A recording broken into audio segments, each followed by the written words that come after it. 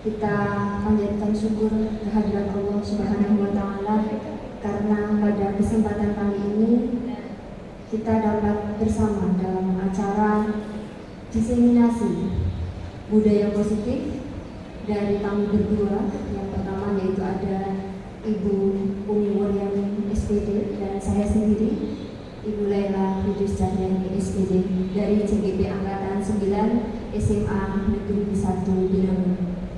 Salawat serta salam kita curahkan ke hadirat junjungan Nabi besar Muhammad SAW. Semoga yang selalu kita tunggu syafaatnya hingga yaumul akhir nanti. Baiklah Bapak Ibu yang kami hormati, kita buka acara kali ini dengan bersama-sama membaca basmalah. Bismillahirrahmanirrahim. Selanjutnya untuk kelancaran acara kami mohon kepada Bapak Mahrur untuk memimpin doa. Kepada Pak Mahrur kami persilakan.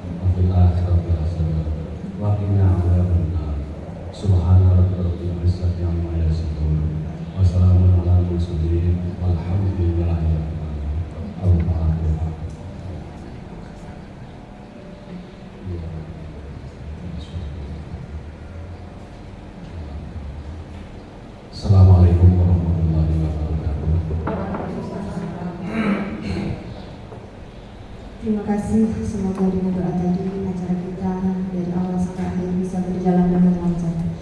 Selanjutnya yaitu sambutan dari Kepala SMA Negeri 1 Binangun kepada yang terhormat Ibu Yasmin Fitaria SPD IPD kami persilakan.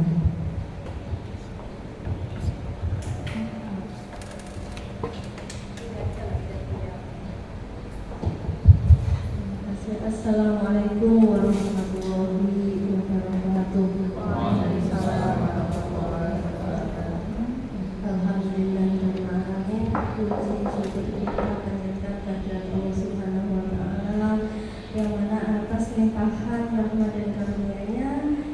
Siang hari ini kita bisa berkumpul di ruangan ini dalam keadaan sehat walafiat. Salawat serta salam senantiasa kita curahkan kepada beliau Nabi Muhammad Sallallahu Alaihi Wasallam yang mudah-mudahan kita semua akan mendapatkan syafaatnya di yaumil akhir nanti. Amin. Yang saya hormati calon guru penggerak dari SMA Negeri 1 Binangun, dan tak lupa ada guru penggerak juga ini di samping saya yang sudah lulus ya, kemudian serta yang saya cintai dan saya banggakan Bapak Ibu guru SMA Negeri 1 Binangun yang insya Allah selalu semangat untuk belajar ya Bapak Ibu. Alhamdulillah Bapak Ibu, hari ini teman-teman CGP Angkatan 9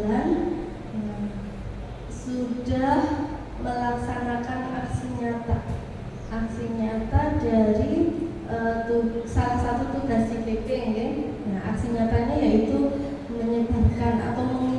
meneruskan ilmu yang sudah mereka dapatkan kepada rekan sejawatnya. Nah, Bapak Ibu, monggo nanti apa yang disampaikan oleh Bu Umi dan Bu Ella monggo dipelajari. Kita sama-sama belajar di sini ya. Kalau Bapak Ibu sudah paham nanti diterapkan ya, Bapak Ibu diterapkan di pembelajaran Bapak Ibu di kelas. Nah, Bapak Ibu, budaya positif ini adalah salah satu ruhnya di kurikulum Merdeka. Itu adalah budaya positif. Jadi menanamkan budaya positif dalam kegiatan pembelajaran Bapak Ibu. Nanti macam-macamnya banyak sekali yang dinamakan budaya positif itu ternyata banyak ya. Nah, nanti dipraktekkan. Nah, termasuk Bapak Ibu ini yang paling bermanfaat nanti ya, tidak hanya untuk guru BK tapi untuk semua guru ketika menemui anak yang bermasalah atau berselisih paham antara siswa dengan siswa lainnya atau siswa dengan guru mungkin ya. Nah, bisa melakukan segitiga restitusi. Apa itu segitiga restitusi? Bagi yang belum tahu nanti disimpan dengan baik. Nanti ada prakteknya ya Bu. Ada praktek segitiga restitusi. Siapa akannya? Kita buat aja berkasal kelompok nanti yang siap nanti silahkan. Oh gitu. Belum ditunjuk aktor sama aktrisnya ya? Oh belum. Oh, kejutan ya. Nanti semuanya siap nih Bapak Ibu. Santai mawon Bapak Ibu. Ini nanti nuansanya santai ya Bu. Ojo galak-galak ya. Iya, nanti santai tapi yang bisa mengena. Artinya ilmunya sampai gitu ya. Nah, meskipun santai tapi ilmu yang disampaikan bisa sampai. Bu, di stop dulu aja. Bu yang saya hormati, saya yakin Bapak Ibu yang ada di ruangan ini adalah guru-guru yang mau terus belajar. Ya, buat yang baru, Pak Kamrul, Pak Beno, Bu Dewi, itu kan dulunya SMK ya. Sekarang akun belajar ID-nya kan udah berubah menjadi SMA. Sudah dibuka? Sudah dibuka, cuma kan harusnya bisa diintegrasikan apa yang sudah kami kerjakan, tapi ternyata seperti nol lagi. Apa bisa? Punya saya nggak bisa. Kalau di petunjuk pengaduan itu harusnya bisa. Itu yang migrasi itu kalau yang saya lihat hanya yang bawaannya Google. Tapi yang lainnya kayak PMM itu kan bukan punyanya Google ya. Terus Canva kan bukan punyanya Google. Itu hilang semua. Saya itu waktu mau presentasi nyari filenya di Canva karena saya biasa langsung online ya, enggak saya download yang di Canva itu. Saya mau presentasi kok nggak ada ya. Dulu kan sudah pernah dipakai gitu, sudah pernah dipakai buat presentasi, mau dipakai lagi nggak ada. Saya tapi punya ini Canva baru kan yang admin itu ya, yang admin karena dulunya kan saya guru berubah menjadi admin. Sama seperti jenengan dari SMK berubah ke SMA. Jadi PMM-nya nol lagi. Terus ini ya yang terintegrasi itu ya, yang terhubung dengan email itu, yang selain bawaan Google itu jadi nol. Tapi kalau yang bawaan Google misalnya di Google Drive itu ya filenya ada semua, filenya terbawa. Jadi mungkin yang dimaksud itu mungkin karena kalau yang PMM, Canva dan lain sebagainya itu yang di luar Google itu sepertinya tidak. Nah, tapi kalau yang bawaannya kayak emailnya kita, terus Google Drive gitu, Jamboard yang udah tersimpan masih ada. Tapi kalau yang itu mulai dari Bang Dewi dulu baru jadi baru semua itu. Iya. Tapi namanya sama kan, cuma SMK diganti SMA saja kan? Atau namanya sama. Cuma dari kerusuhan tersebut. Cuma dari apa? jadi hilang semua. Saya pernah mengerjakan dan besok tinggal memasukkan lagi. Oh iya. Monggo nanti untuk PMM-nya Bapak Ibu semuanya, PMM-nya tolong dilihat lagi, karena kayaknya udah lama anteng gitu ya, anteng nggak ada apa-apa gitu. Monggo Bapak Ibu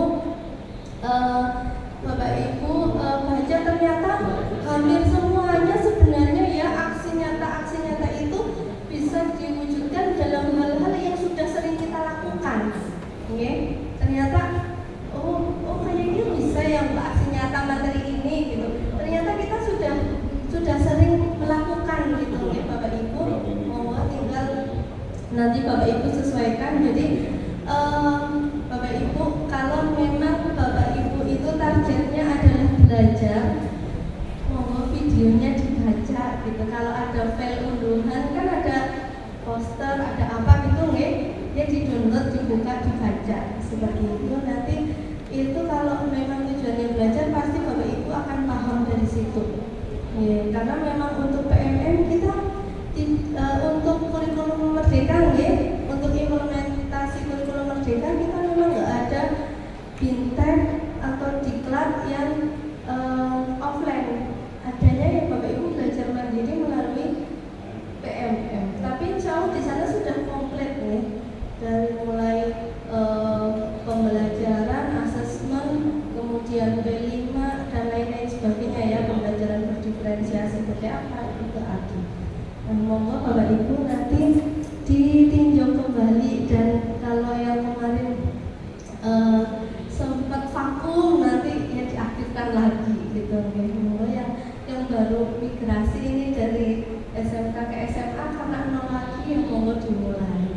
Nah, mungkin kalau dulu sudah menyelesaikan beberapa topik nih, kalau saya pengalaman saya dulu sudah menyelesaikan beberapa topik itu, ketika buka lagi topik yang sama dulu pernah dikerjakan kok jadi mana.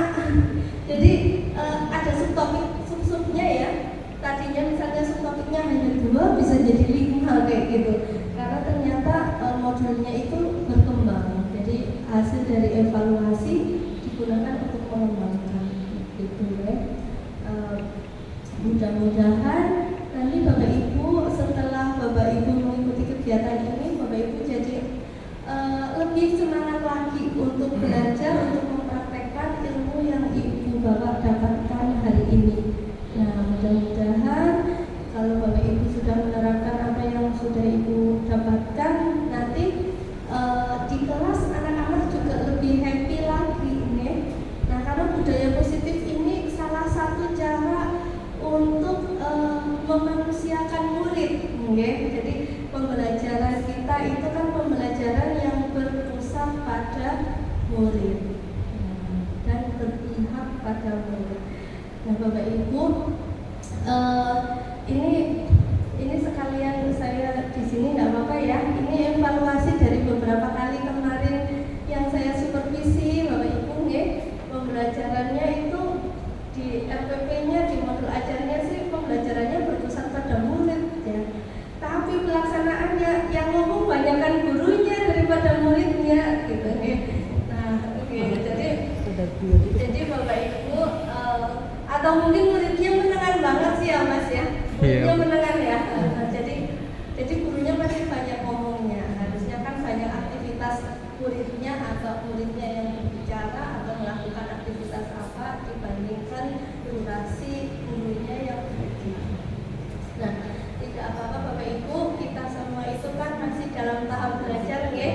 Karena kita kan konsepnya belajar sepanjang hayat. Yang penting kita mau belajar dan mau berubah untuk menjadi lebih baik lagi. Mungkin itu saja Bapak Ibu yang bisa saya sampaikan.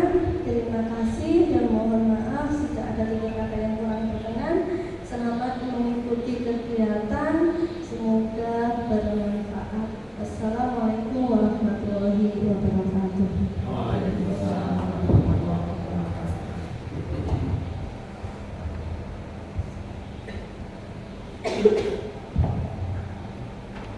Terima kasih Ibu Tias atas sambutannya.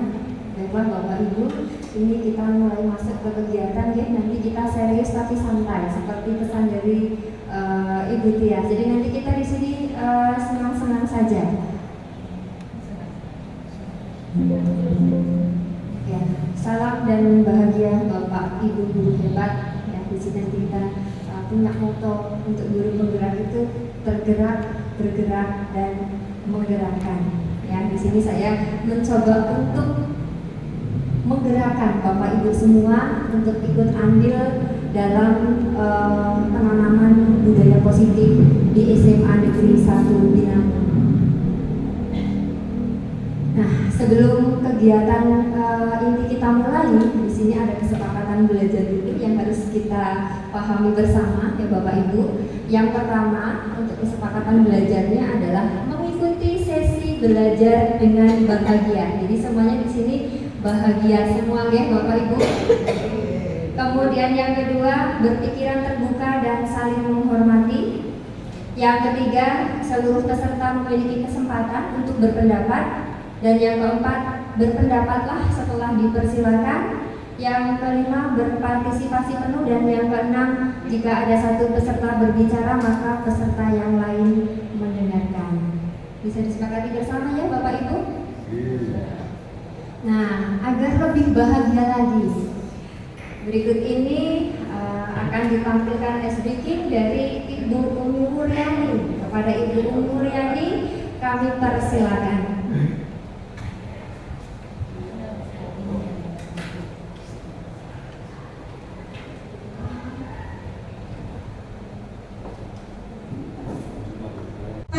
Saya akan berikan esprit untuk teman-teman supaya tidak sepaneng ya. Dalam budaya merapat harus ada pasangannya masing-masing ya. Nah, karena ada gerakan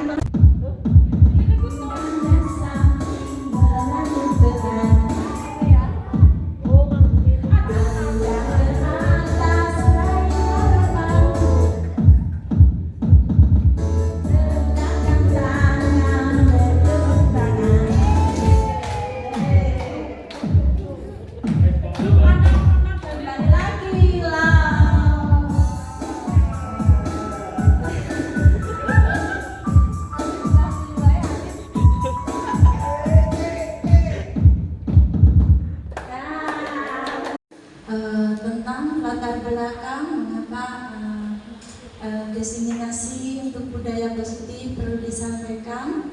Hal yang mendasari saya dalam melaksanakan aksi nyata ini adalah ingin menerapkan budaya positif di sekolah untuk mewujudkan profil pelajar Pancasila. Walaupun Bapak Ibu guru pastinya sudah menerapkan, tetapi nanti dikuatkan lagi dengan adanya budaya positif.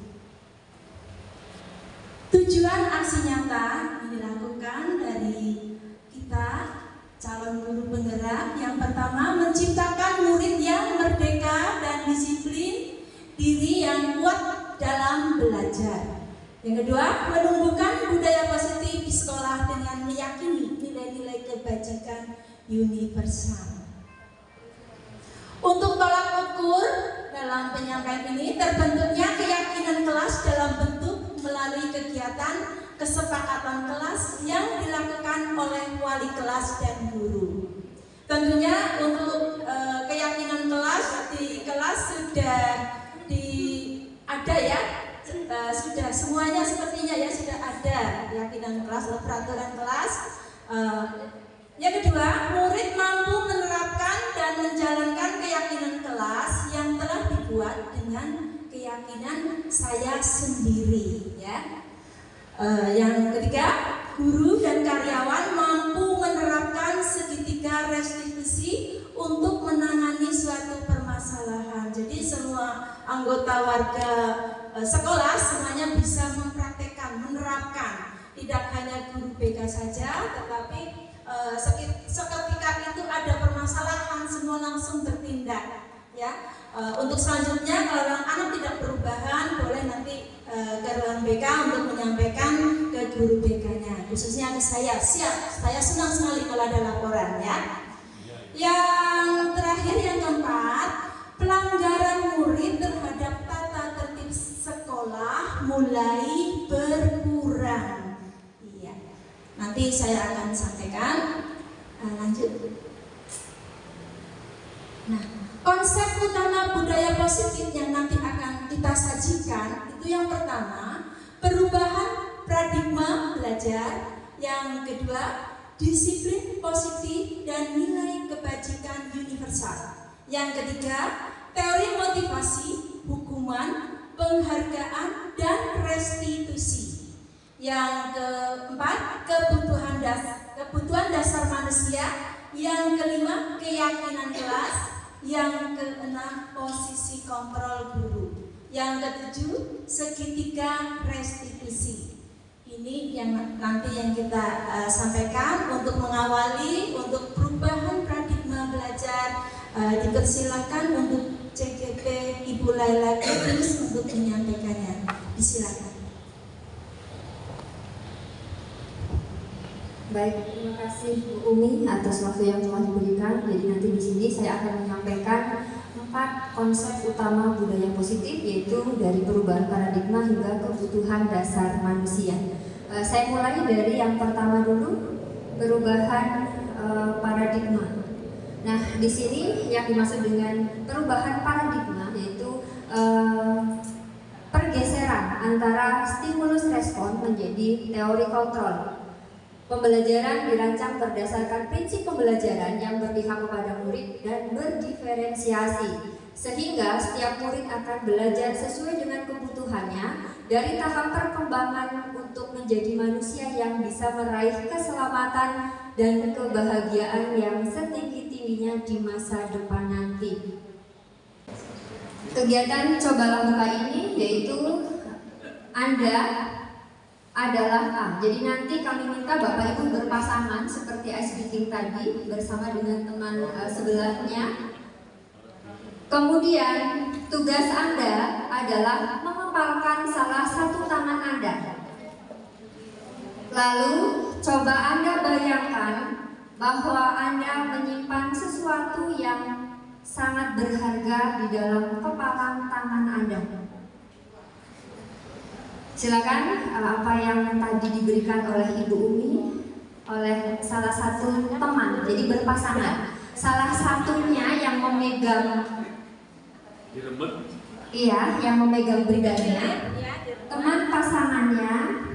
Nanti silahkan coba dengan segala cara membuka kepalan tangan teman Anda.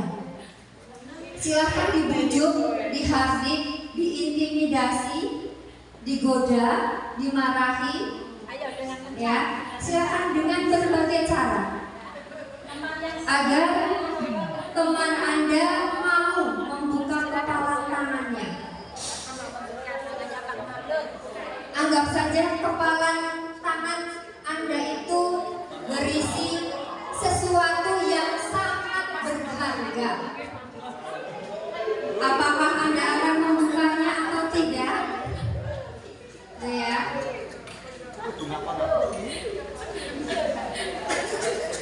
Oke, cukup Bapak Ibu.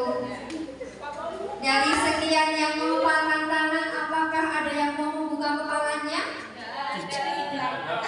Tidak ada yang membuka sama sekali. Bisa tolong jelaskan kenapa di antara Bapak Ibu yang mengepalkan tangan tadi tidak mau membuka tangannya? Budara. Karena kita yang mengendalikan kepalan tangan kita. Jadi kalau rohani memuju saya tidak sesuai dengan yang saya harapkan, tidak saya buka. Ada pendapat berbeda?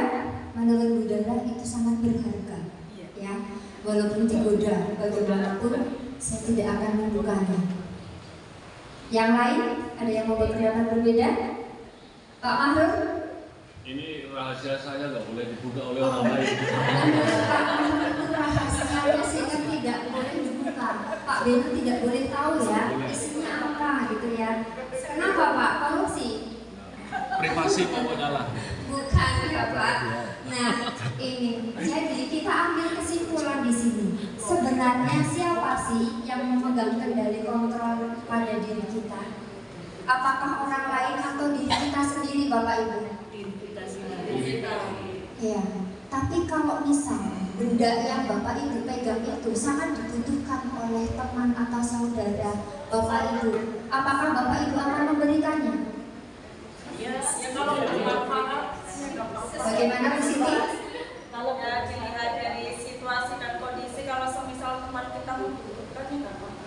Oke, bagus sekali ya Bu Siti ya. Kalau orang lain lebih membutuhkan, maka Bu Siti akan memberikannya kepada orang tersebut karena Bu Siti tidak lagi membutuhkan barang itu, atau bagi Bu Siti orang lain akan bisa lebih memanfaatkan melakukannya dengan baik. Betul sekali. Jadi posisi kontrol apapun yang kita lakukan adalah bergantung pada diri kita sendiri.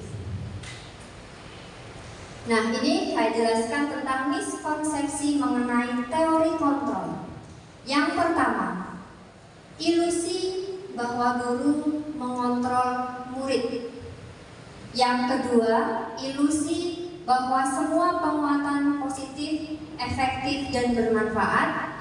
Yang ketiga, ilusi bahwa kritik dan membuat rasa bersalah mampu menguatkan karakter. Dan yang keempat, ilusi bahwa orang dewasa berhak memaksa. Dari kata ilusi bahwa guru mengontrol murid. Bapak ibu di sini adalah bapak ibu guru, ya, setiap hari bersama murid-muridnya. Apakah bapak ibu guru masih melakukan bagian yang pertama, bahwa bapak ibu guru itu masih suka mengontrol murid-muridnya? Misalnya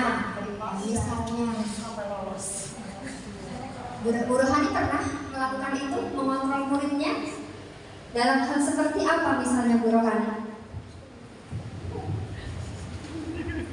Ya, karena kita sebagai guru yang setiap harinya pasti bertemu dengan peserta didik dalam pembelajarannya, tentunya guru, ya tidak hanya saya, mungkin semua bapak ibu guru di sini tentunya secara disadari maupun tidak, pasti kita semua senantiasa mengontrol peserta didik kita, terutama dalam pembelajaran. Kemudian bagaimana cara mengontrolnya? Ya, ketika kita kepada anak-anak memberikan tugas, tentunya kita sebagai guru yang baik tidak hanya duduk manis di depan, tapi berjalan mendekati masing-masing kelompok untuk mengontrol. Bahkan mungkin ketika ada murid yang kesulitan, kita tidak segan untuk membimbing mereka supaya bisa memecahkan masalah yang kita berikan. Demikian Bu Ella. Terima kasih Bu Rohani. Dan pertanyaannya di sini, apakah ketika guru mengontrol murid itu bisa efektif dan bisa terlaksana dalam jangka panjang apa yang dilakukan oleh murid itu? Nah, ini juga akan kita lanjut ke bagian kedua, ilusi bahwa semua penguatan positif, efektif, dan bermanfaat. Penguatan positif itu yang seperti apa yang sering Bapak Ibu guru lakukan? Ayo nak, belajarnya. Ilusi bahwa orang dewasa berhak memaksa anak. Pernah nggak Bapak Ibu melakukan ini? Pernah. Bu Endah memaksa dalam hal apa? Misalnya Memaksa yang PR harus dikerjakan. Nah, PR harus dikerjakan, betul. Besok harus sudah dikumpulkan.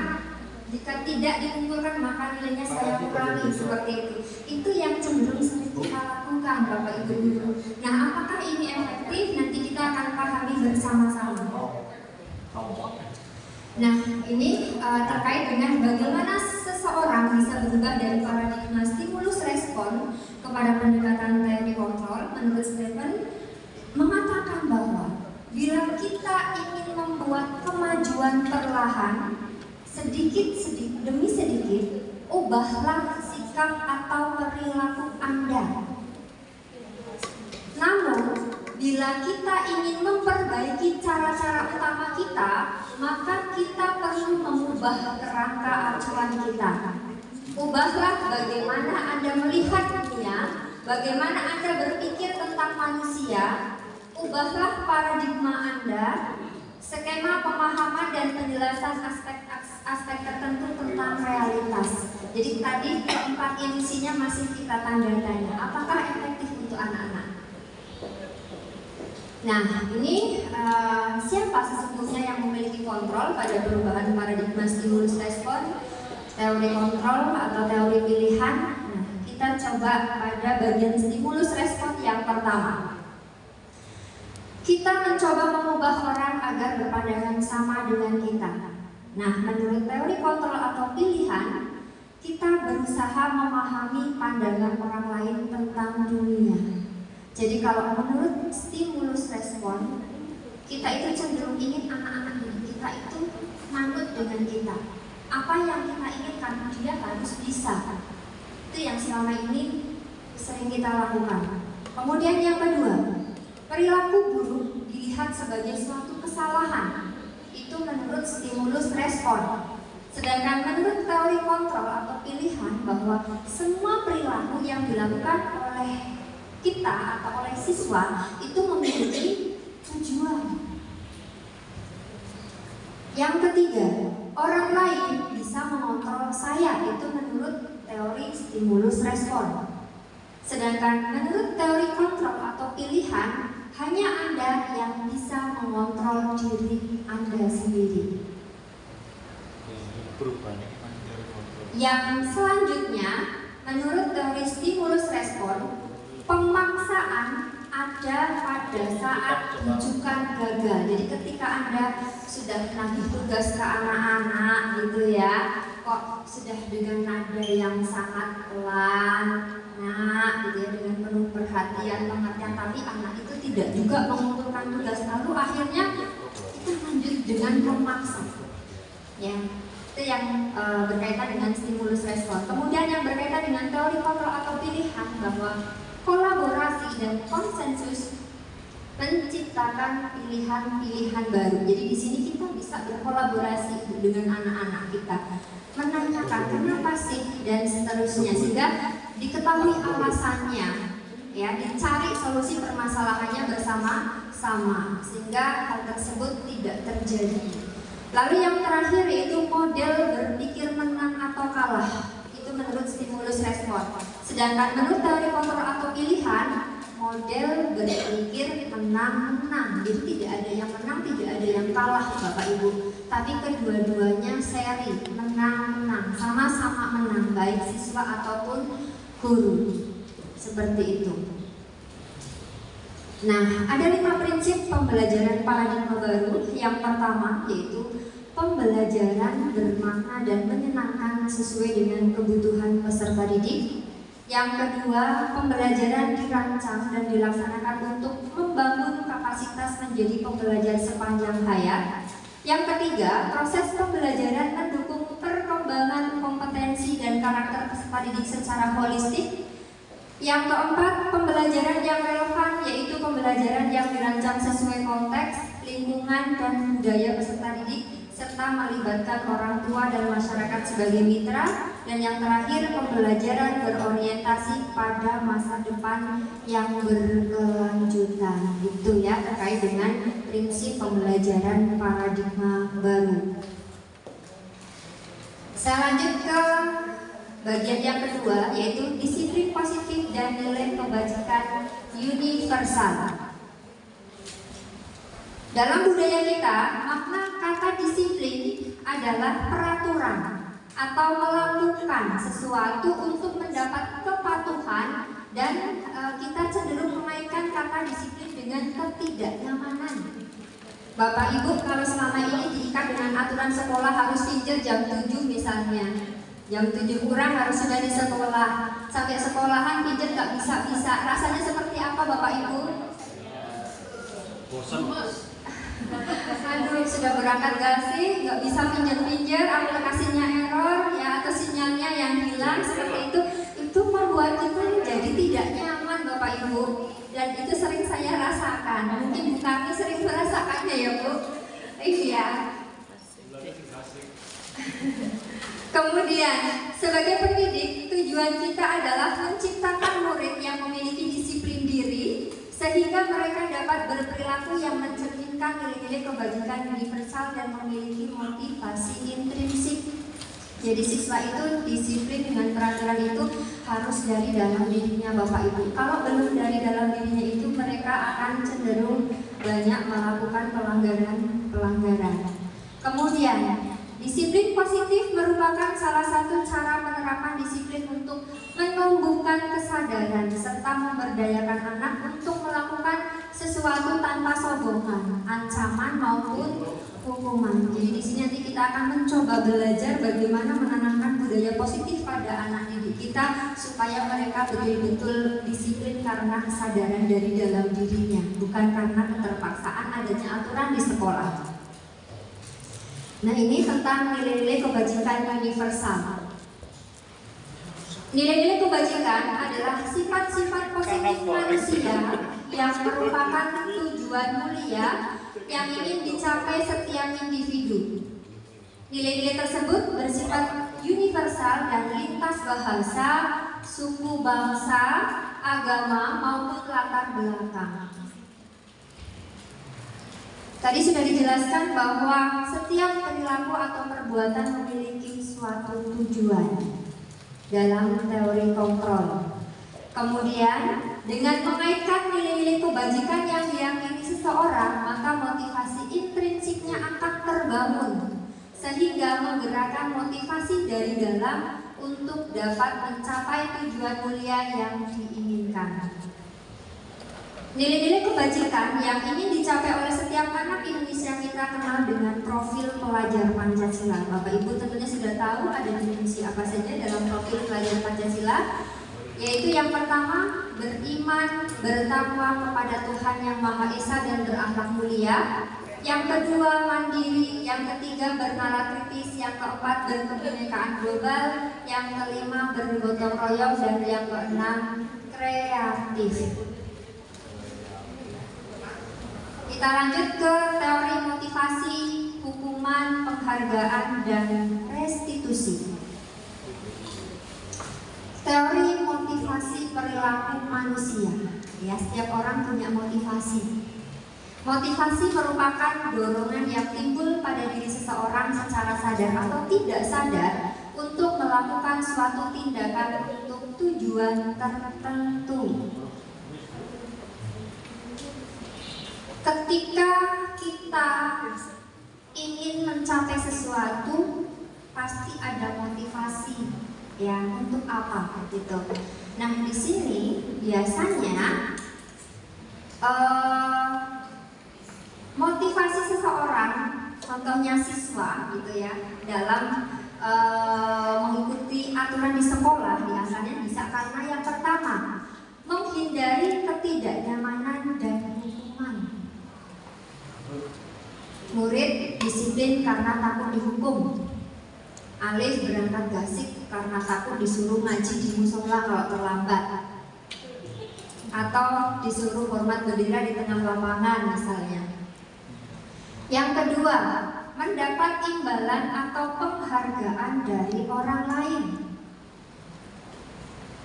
Biasanya anak-anak kepengen dapat nilai tinggi karena sudah diiming-imingi dulu oleh Bapak Ibu. Pokoknya nanti kalau yang dapat nilai 95 atau 100 akan saya kasih hadiah 50.000 misalnya.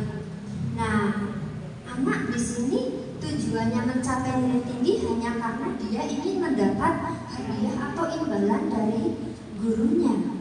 Nah, ini termasuk dalam motivasi ekstrinsik karena dia seperti itu ada motivasi untuk mendapatkan uang dari bapak dan ibu gurunya. Lalu yang ketiga, menghargai nilai-nilai kebajikan diri sendiri. Nah, ini nomor 3 ini yang paling bagus ya Bapak Ibu untuk bisa kita tanamkan pada diri siswa. Di sini murid disiplin karena dia tahu betul dan menyadari akan nilai kebajikan yang ada dalam dirinya. Jadi di sini motivasi intrinsik anak itu sudah terbentuk bahwa saya itu berangkat sekolah ya mau belajar. Nilai yang saya dapatkan di sekolah ya karena saya rajin belajar. Saya menaati aturan yang memang itu aturan yang harus saya taati, bukan karena keterpaksaan atau karena takut dihukum. Seperti itu. Jadi sudah ada kesadaran yang muncul dalam dirinya. Nah, ini konsep disiplin kita bagi menjadi 2, yaitu konsep disiplin dengan identitas gagal dan konsep disiplin dengan identitas sukses. Yang gagal itu seperti apa? Bapak Ibu di antara 1, 2 yang sebelah ini gagal, hukuman dan penghargaan pernah tidak melakukan itu? Mendisiplinkan anak dengan memberi hukuman dan penghargaan. Selalu dan masih sering kita lakukan ya Bapak Ibu.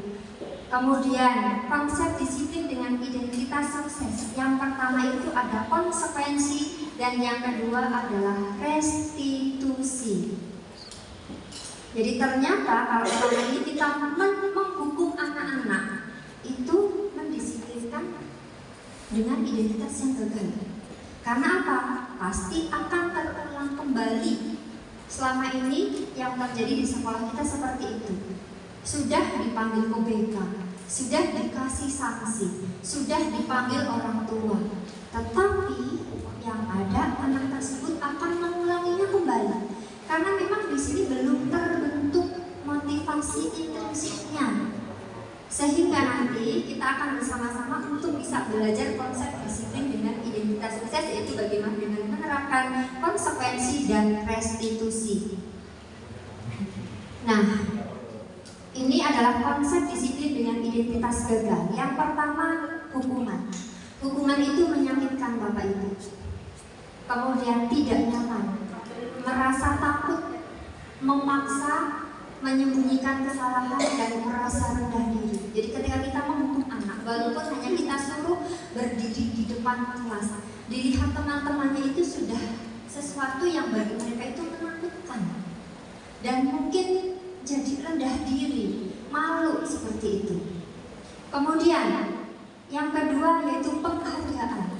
Mengapa penghargaan di sini masuk dalam kategori identitas gagal? Tadi sudah saya jelaskan di awal bahwa ternyata dengan kita memberikan penghargaan, hadiah, iming-iming ketika anak menyelesaikan sesuatu, ini kurang baik atau tidak efektif. Menimbulkan sifat iri, merusak hubungan antar teman, kreativitas berkurang, lalu merampas hak untuk menghargai dirinya, ya. Kemudian perankingan di kelas, makanya selama ini mulai dari adanya kurikulum merdeka tidak boleh adanya perankingan, karena dianggap dengan penghargaan itu kita mendisiplinkan dengan cara yang gagal. Anak rajin mengumpulkan tugas karena ingin dapat hadiah, itu tidak baik. Ya, ini yang perlu kita ubah mindsetnya untuk kedepannya bisa lebih belajar untuk tidak menggunakan dua pendisiplinan yang tadi. Nah, kita lanjut ke konsep disiplin dengan identitas sukses. Yang pertama ada konsekuensi, yang kedua ada restitusi. Konsekuensi ini adalah bentuk penguatan jangka pendek. Artinya di sini kenapa konsekuensi itu berbeda dengan hukuman Bapak Ibu? Konsekuensi itu sudah diketahui sebelumnya. Seperti di sekolah kita sudah menerapkan kalau anak yang terlambat nanti akan mengaji di musola. Itu namanya konsekuensi karena sudah diketahui sebelumnya oleh anak-anak kita. Sedangkan kalau misalnya anak terlambat tiba-tiba kita hukum dengan berlari memutari lapangan sebanyak 3 kali misalnya, itu mendadak sehingga disebut sebagai hukuman. Kemudian yang kedua, monitoring yang berkelanjutan. Nah, ini konsekuensi kita juga sering memonitor ya Bu, apakah dengan tindakan anak mengaji di musola ketika anak terlambat itu pelanggarannya semakin berkurang. Ini kita monitoring terus, ini salah satu bentuk tindak lanjut dari konsekuensi. Lalu stimulus respon, bagaimana hasil dari yang kita lakukan terhadap reaksi dari anak-anak kita. Kemudian menghormati peraturan, dan yang terakhir kehilangan waktu untuk menyembunyikan kesalahan. Kemudian yang restitusi. Restitusi itu kita membentuk keyakinan dalam diri anak, sehingga memang hasilnya ini sangat-sangat baik dan berjangka panjang. Di sini siswa menjadi bertanggung jawab atas perilakunya. Yang kedua, fokus dalam penyelesaian masalah. Siswa bisa menghormati diri dan orang lain. Kemudian lebih bersemangat dalam memperbaiki kesalahannya. Jadi ternyata ketika menggunakan restitusi ini anak belajar untuk memahami saya itu salahnya di mana. Setelah ini saya harus apa? Jadi mereka belajar mencari solusi dari apa yang mereka lakukan, dari pelanggaran yang mereka lakukan. Misalnya mereka mencari kesalahan yang ada pada dirinya, menggali apakah mereka menyadari kesalahan tersebut sampai bisa secara sadar untuk memperbaiki dan menemukan solusi untuk bisa memperbaiki dirinya. Nah, ini konsep disiplin melalui pendekatan restitusi kita bahas lebih lanjut. Pengertian restitusi. Restitusi yaitu proses kolaboratif yang mengajarkan murid untuk mencari solusi untuk masalah mereka dan membantu murid berpikir tentang orang seperti apa yang mereka inginkan dan bagaimana mereka memperlakukan orang lain. Sedangkan ciri-ciri restitusi sendiri, yang pertama, bukan menebus kesalahan namun belajar memperbaiki kesalahan. Yang kedua, tawarkan bukan memaksa. Jadi kita menawarkan. Yang ketiga, memperbaiki hubungan, bisa dengan minta maaf kepada pihak yang bermasalah dan lain sebagainya. Kemudian menuntut untuk melihat diri sendiri, menemukan masalah yang mendasari tindakannya, dan karakter yang diutamakan serta penguatan pada solusi permasalahan yang terjadi. Nah, sekarang kita bersama-sama untuk coba menjawab ya Bapak Ibu. Tadi teorinya sudah dipahami bersama. Di sini ada beberapa kasus tindakan yang dilakukan oleh guru. Apakah ini termasuk hukuman atau konsekuensi? Yang pertama, mencatat 100 kali di dalam buku kalimat "saya tidak akan terlambat lagi karena terlambat ke sekolah". Itu masuk apa Bapak Ibu? Betul sekali ya. Kemudian yang kedua, lari mengelilingi lapangan basket 2 kali karena terlambat hadir di sekolah. Hukuman. Yang ketiga, murid diminta untuk push up 15 kali karena tidak menggunakan masker ke sekolah. Menggantikan kertas tugas teman yang telah dicoret-coret. Iya, konsekuensi ya, menggantikan itu konsekuensi. Kemudian membersihkan tumpahan air di lantai karena tersenggol pada saat belajar. Konsekuensi. Murid disuruh untuk tidak mengenakan sepatu seharian di sekolah karena tidak mengenakan sepatu hitam. Konsekuensi. Jadi sepatunya pakai warna putih misalnya, padahal hari itu harus menggunakan sepatu warna hitam. Sepatunya disita. Hukuman. Ya, hukuman adalah konsekuensi. Coba. Sudah ada aturannya seperti itu. Sudah tahu bahwa kalau tidak bersepatu hitam, ya konsekuensinya harus melepas sepatu seharian di sekolah tanpa menggunakan sepatu. Kemudian yang terakhir, lari mengelilingi lapangan basket 2 kali karena terlambat 10 menit untuk pelajaran olahraga. Konsekuensi. Tergantung ini dari guru olahraganya sudah ada aturan belum? Kalau sudah ada aturan, maka konsekuensi. Tapi kalau ini sifatnya mendadak, maka ini termasuk dalam hukuman ya Bapak Ibu. Nah, apa sih perbedaan hukuman dan konsekuensi? Nah, di sini kita lihat bersama-sama. Hukuman, sesuatu yang menyakitkan harus terjadi. Kemudian konsekuensi, sesuatu yang harus terjadi karena memang sudah diketahui sebelumnya, sudah ada kesepakatan dulu. Kemudian hukuman yang kedua yaitu membuat anak sakit fisik maupun hati untuk jangka waktu lama. Sedangkan konsekuensi membuat anak merasa tidak nyaman dalam jangka waktu pendek. Karena memang anak sudah tahu kalau olahraga terlambat harus keliling lapangan 2 kali, sehingga dia tahunya ya dihukumnya ketika hanya waktu itu aja gitu. Kemudian yang ketiga, untuk hukuman anak membenci kedisiplinan. Sedangkan konsekuensi anak menghargai disiplin. Lalu hukuman adalah paksaan, sedangkan konsekuensi adalah stimulus respon atau stimulus tanggapan. Hukuman mendorong anak menyakiti diri sendiri, sedangkan konsekuensi mendorong anak agar mudah menyesuaikan diri. Dengan demikian dia tahu kalau terlambat 2 menit akan disuruh keliling lapangan 2 kali, maka besok dia tidak akan terlambat lagi. Lalu hukuman adalah konsep diri yang buruk, sedangkan konsekuensi adalah konsep diri yang baik, karena di sini ada pembelajarannya. Kemudian hukuman anak belajar untuk menyembunyikan kesalahan, sedangkan konsekuensi anak belajar untuk mematuhi peraturan. Hukuman membuat anak marah, merasa bersalah, dipermalukan, dan merasa tidak dihargai. Sedangkan konsekuensi anak kehilangan hak, dibuat tidak nyaman, dan diasingkan untuk sementara. Itu perbedaannya. Kita lanjut ke materi budaya positif yang lain, yaitu kebutuhan dasar manusia. Ya. Di sini untuk kebutuhan dasar manusia dibagi menjadi 5. Yang pertama ada kebutuhan untuk bertahan hidup, kebutuhan akan rasa kasih sayang dan rasa diterima, kebutuhan akan penguasaan, kebutuhan akan kebebasan, dan yang kelima kebutuhan akan kesenangan. Kita semuanya hidup ada kebutuhan-kebutuhan ini ya Bapak Ibu, apalagi kita di sini bersama dengan rekan-rekan kita sering berinteraksi dan lain sebagainya. Nah ini ada kebutuhan yang harus kita saling melengkapi. Ini ada sebuah contoh kasus. Tahun ini Dimas genap berusia 17 tahun. Ia senang sekali ketika ayahnya mulai mengajarkan cara menyetir mobil. Setiap akhir pekan ia berlatih menyetir. Ia terlihat senang sekali berlatih sampai akhirnya ia bisa menyetir mobil dengan baik dan lancar.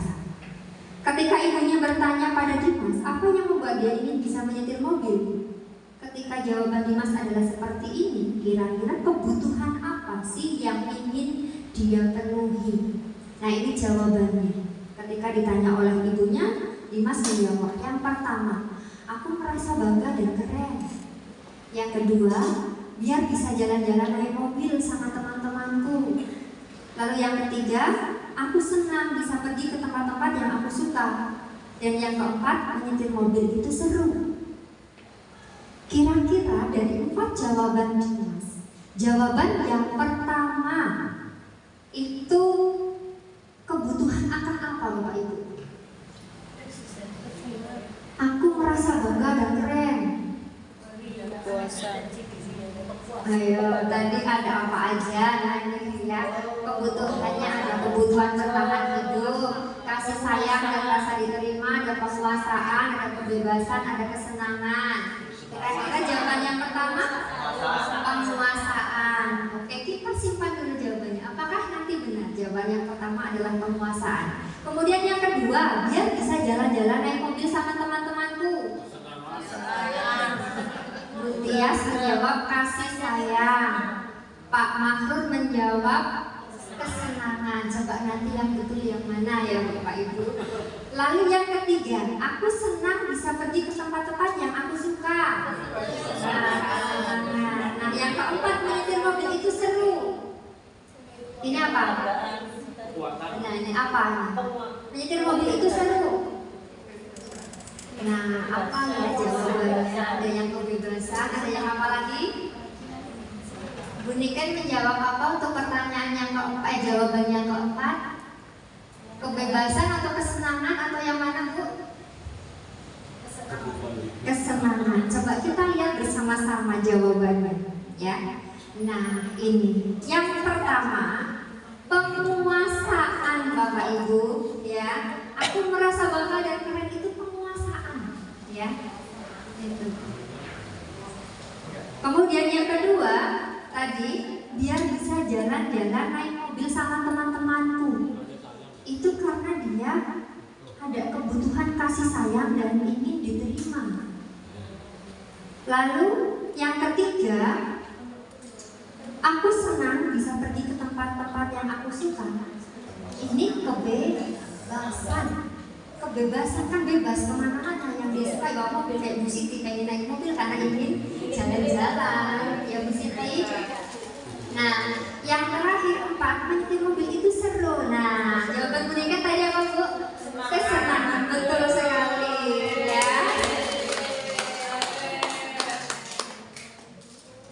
Baik, kita lanjut ya Bapak Ibu. 5 posisi kontrol. 5 posisi kontrol. Nah, di sini sebagai guru gitu ya, kita memiliki posisi kontrol terhadap murid. Ada 5. Yang pertama, posisi kontrol sebagai penghukum. Yang kedua, posisi kontrol sebagai pembuat rasa bersalah. Yang ketiga, posisi kontrol sebagai teman. Yang keempat, sebagai pemantau. Dan yang kelima, sebagai manajer. Bapak Ibu lebih suka pada posisi yang mana Bapak Ibu? Manajer. Manajer. Ada yang lain? Ada yang suka sebagai teman? Tergantung kebutuhan. Tergantung kebutuhan. Kenapa tergantung kebutuhan Pak Yanuar? Ya mau lompat pagar ya penghukum. Masa Berarti kalau lompat pagar di sini Pak Yanuar sebagai penghukum apa sebagai manajer apa sebagai pemantau? penghukum langsung. Sebagai penghukum langsung. Oh iya, mungkin itu bagian dari hobi yang tidak tersalurkan karena Pak Yanuar tidak pernah mengajarkan lompat tinggi. Jadi anak-anak lompat pagar Pak Yanuar itu harus difasilitasi Pak, ya. Nah, seberapa efektifkah 5 posisi ini ya nanti, dan yang paling baik itu yang mana nanti kita pahami bersama. Nah, ini ada contoh penerapan 5 posisi kontrol. Yang pertama sebagai penghukum, tadi sudah dicontohkan Pak Yanuar, lompat pagar kok ya, langsung dong dihukum. Contohnya ini, patuhi aturan sekolah. Sekarang lari keliling lapangan 3 kali karena tadi lompat pagar langsung dihukum oleh Pak Yanuar keliling lapangan 3 kali, bukan karena terlambat olahraga gitu ya. Yang kedua, membuat rasa bersalah. Pernah tidak Bapak Ibu berada di posisi ini? Berapa kali Ibu harus mengingatkan? Tidak cukupkah Ibu kecewa sama kamu, nak? Pernah tidak Bapak Ibu berada di posisi ini, membuat anak merasa bersalah? Pernah. Pernah. Ada yang pernah melakukan ini? Kalau saya pernah. Iya, biasanya ibu-ibu, karena ibu-ibu lebih banyak perannya Pak ya. Pak Beno, pernah melakukan ini Pak? Ini maksud saya membuat merasa bersalah atau mengakui kesalahan? Membuat rasa bersalah Pak. Jadi kita di sini posisinya sebagai orang yang berkata lembut. Ayo, kalau kita ke anak kita misalnya, anak apa kamu tidak kasihan sama ibu? Gitu kan, ibu kan capek. Mbok ya jadi anak yang manut, mbok ya rajin, seperti itu namanya membuat rasa bersalah Pak. Jadi ketika anak melakukan kesalahan, kita mencoba ya dengan bahasa yang halus, dengan bahasa yang lembut, membuat seolah-olah mereka itu dengan kesalahan yang dilakukan itu menjadi merasa bersalah Pak. Ya, dengan kata-kata lembut kita. Apa kamu gak kasihan sama ibu, nanti dimarahin ibu kepala sekolah loh, seperti itu juga bisa. Kalau saya dengan kata-kata begitu, saya minta maaf ya, saya mengganggu kalian. Karena mereka ngobrol terus, saya mengganggu kalian. Saya tak bicara juga, saya tidak bisa begitu. Nah, kalau itu di posisi mana coba? Tadi Ibu Niken menyampaikan saya minta maaf ya. Atau ibu mengganggu kamu ya, jadi ngobrol kamu nggak enak. Nah, coba Ibu Saya kan Niken. bilang itu kondusif. Kira-kira posisi Ibu Niken itu sebagai apa Bu Rohani dengan menyampaikan Ibu mengganggu kamu ya, Ibu minta maaf ya, sehingga mengganggu kamu berbicara. Kira-kira posisi Ibu Niken itu tadi sebagai pembuat rasa bersalah atau sebagai teman atau pemantau Bu? Saya kasih 3 pilihan. Kenapa membuat rasa bersalah?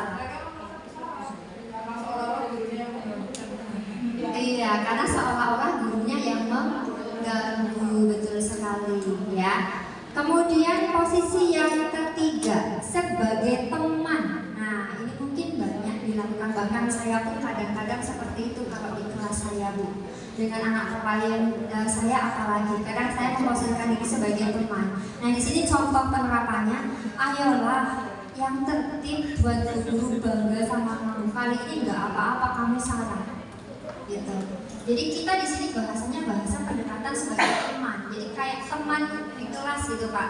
Jadi bukan sebagai guru, tidak ada sekat sebagai guru. Nah, ini nanti ada positif, ada negatifnya.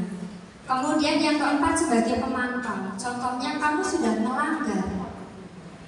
Ya, apa peraturan dan konsekuensinya? Jadi di sini hanya memantau. Jadi posisi guru di sini netral, tidak memihak anak, gitu ya. Tapi di sini dia hanya memantau dan bertanya kepada anak, kamu itu sudah melanggar, ya. Apa peraturan dan konsekuensinya? Jadi anak di sini mencoba untuk bisa mencari tahu sendiri dari kesalahan yang dia lakukan, kira-kira peraturan dan konsekuensinya seperti apa.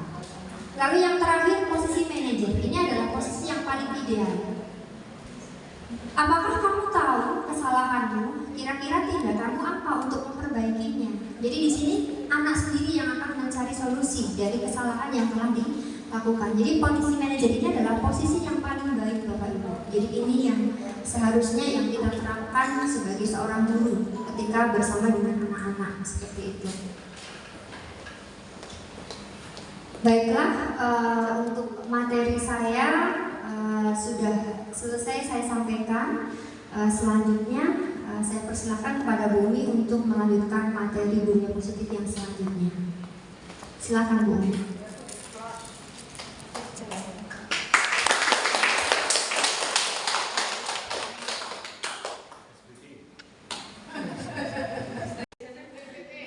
Oke, semuanya sudah bahagia ya dengan pantun saya ya.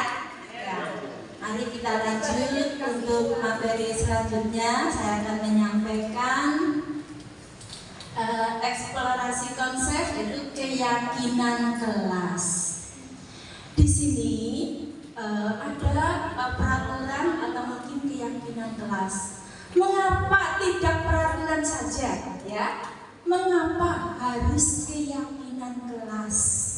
Kalau kita renungkan di sini dalam kita berkendara motor di luaran ya otomatis ya. Mengapa kita memiliki peraturan harus menggunakan helm bila mengendarai kendaraan roda 2? Ya. Yang kedua, mengapa kita memiliki peraturan 3M menggunakan masker, mencuci tangan dan menjaga jarak 1,5 meter itu dulu ya, dulu waktu pas pandemi COVID-19. Tapi kita yakin ya, betul atau tidak harus menjaga itu. Terus yang ketiga, mengapa kita memiliki peraturan harus datang tepat waktu pada saat mengikuti pelatihan? Dan di sini dari semua itu bagaimana rasanya untuk mencapai itu ya? Nah ini merupakan suatu motivasi intrinsik yang kita kembalikan ke nilai-nilai keyakinan. Keyakinan lebih menggerakkan seseorang dibanding mengikuti serangkaian peraturan-peraturan. Kalau mengapa kita memiliki peraturan harus menggunakan helm dan sebagainya, itu otomatis kita yakin sekali kan kalau kita menggunakan helm, otomatis kita yakin bagaimana nanti? Selamat dan terlindungi walaupun ada musibah kita masih selamat ya dibanding kalau tidak menggunakan helm. Karena banyak sekali ya kejadian ya, jadi kita yakin kita harus menggunakan helm. Saya sendiri kalau berangkat kerja ya, kepala saya ringan ya, langsung putar balik ya. Saya nggak mau sampai ke sekolah kalau nggak pakai helm, balik lagi menggunakan helm. Kalau mungkin saya lupa memakai helm itu karena mungkin bajunya bayu. Kalau bajunya baru saya lupa membawa helm. Saking senengnya, betul sekali. Iya.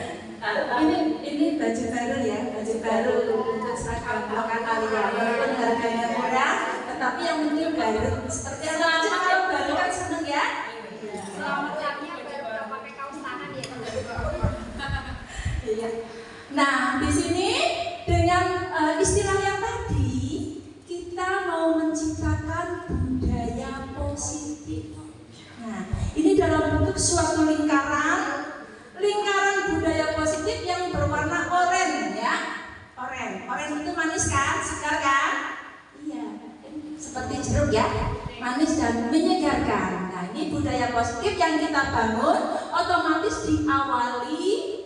Ini budaya positifnya khusus untuk lingkungan belajar ya sekolah, khususnya di SMA Negeri 1 Binangun ya. Kita sebagai guru, mari bersama-sama ya supaya lingkungan belajar kita itu nyaman, sekolah senang, gurunya senang. Kalau kita sayang kepada anak, otomatis murid juga hormat kepada gurunya. Itu pasti tentunya ya.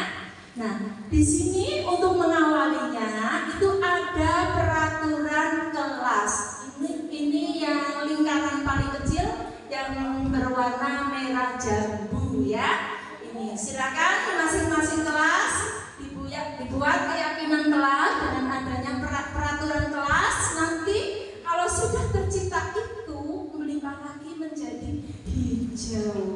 meja nyaman hijau menjadi suatu keyakinan kelas. Dari peraturan-peraturan itu nanti Bapak Ibu guru membuat suatu keyakinan, dan keyakinan kelas itu boleh ditulis, boleh tanamkan di dalam hati anak, ya.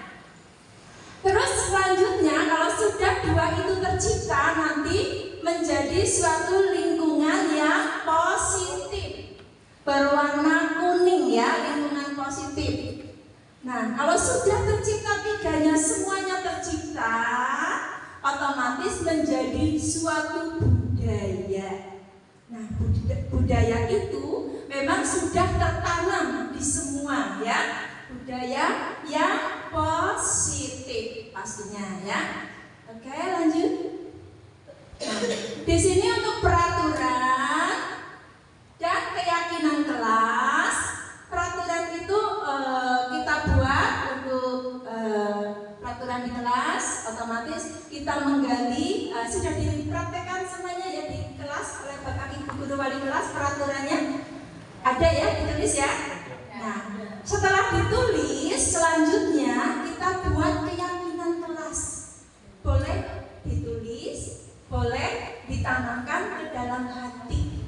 Dan keyakinan kelas itu dibuat dengan kalimat-kalimat yang bisa diingat selalu, ya, diingat selalu. Kalau mau melakukan sesuatu salah, otomatis ingat, oh iya saya sudah membuat keyakinan kelas, artinya nanti berkurang suatu pelanggaran.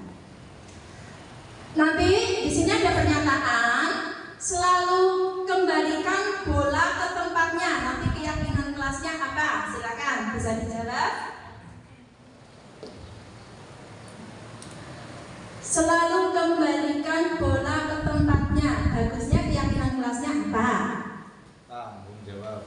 Nah, tanggung jawab. Nanti bisa dilihat jawabannya betul dan tidaknya ya. Dilarang mengganggu orang lain. Saling menghargai. Ya. Lanjut. Hadir di sekolah 15 menit sebelum pembelajaran dimulai. Disiplin, ya, disiplin. Dilarang melakukan kekerasan. Masih sayang. Saling menyayangi. Ya, oke. Keyakinannya kita harus saling menyayangi ya. Jangan sampai kita memukul ataupun menghardik atau mungkin mengucapkan kata-kata yang tidak baik untuk anak-anak. Ucapan adalah doa juga. Oleh karena itu kita harus betul-betul dengan anak didik itu seperti anak sendiri ya, anak sendiri. Betul-betul itu loh anak kita SMA Negeri 1 Binangun, peserta didiknya ya itu anak saya. Walaupun apapun ya anak saya ya. Bagaimana caranya ya anak saya ya. Iya. Terus dilarang menggunakan narkoba. Keyakinan kelasnya apa?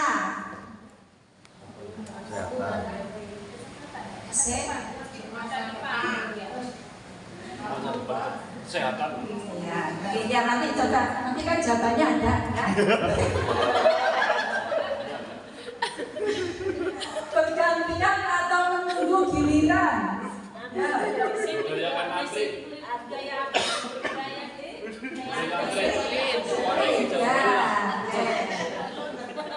Gunakan masker.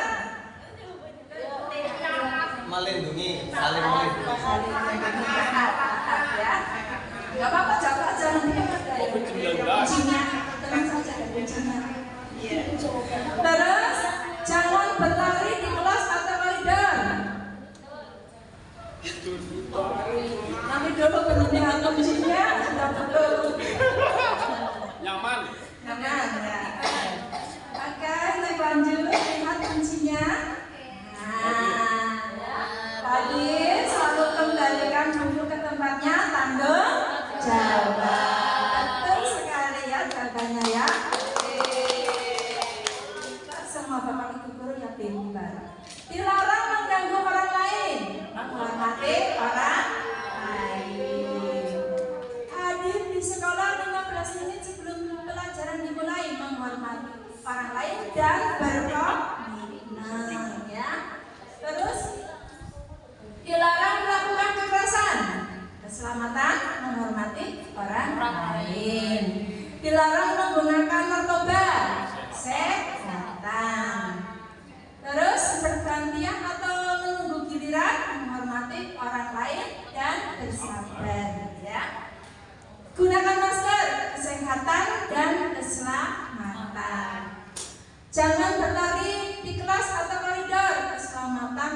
maupun keamanan. Nah ini kalau keyakinan kelas ini sudah tertanam di dalam hati anak, otomatis anak mau melakukan itu langsung dia mengerem, mengontrol dirinya ya, karena sudah yakin.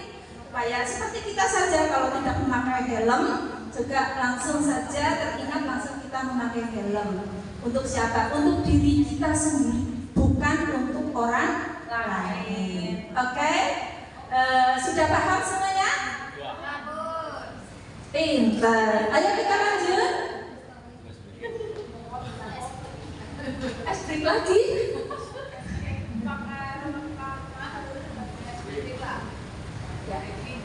Nah,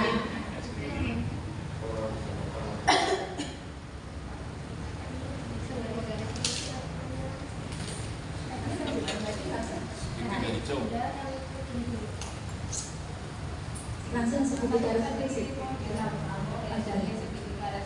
Baik, untuk segitiga restitusi tadi untuk paparan yang sudah dijelaskan, otomatis untuk bisa mengentaskan suatu masalah ya, atau mungkin menuntut anak menuju kebaikan itu dengan kontrol manajerial ya, manajer di sini otomatis untuk penerapan prakteknya kita dengan segitiga restitusi. Kenapa kok segitiga?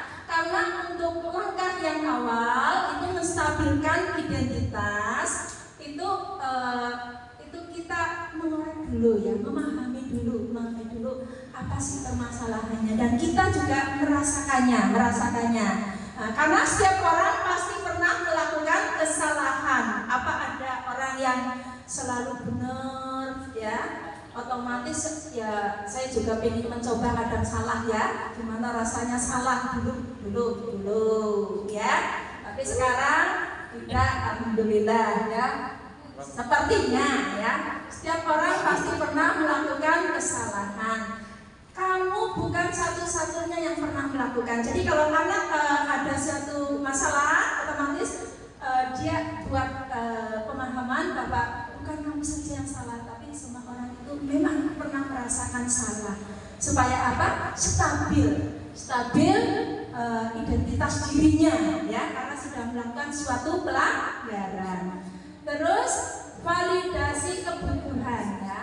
Dan di sini validasi kebutuhan dengan kalimat kamu tentu punya alasan mengapa melakukan itu. Nanti dalam prakteknya kita menggali alasan anak yang berbuat salah.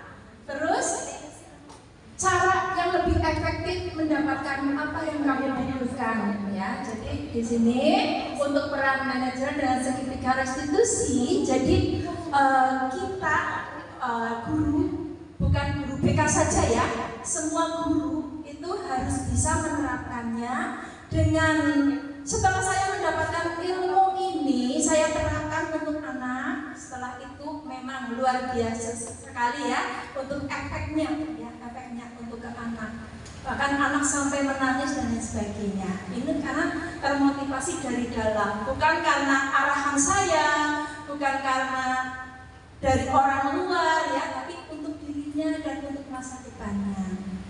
Nah, terus menanyakan keyakinan kelas. Kalau sudah tercapai menstabilkan identitas, lanjut validasi kebutuhan, nanti dalam praktek penanganan permasalahan siswa, nanti kita kembalikan ke anak untuk menanyakan ya, nilai-nilai apa yang telah kita sepakati di kelas. Nah, ini fungsinya keyakinan kelas yang kita buat di kelas. Ya, jadi meringankan kita sebenarnya ya.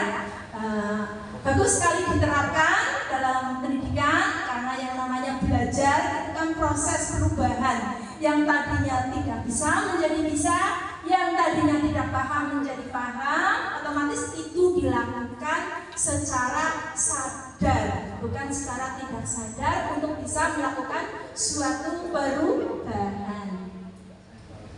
Nah, seperti itu nanti lanjut, kamu ingin menjadi orang yang seperti apa? Nanti anak akan mengungkapkan.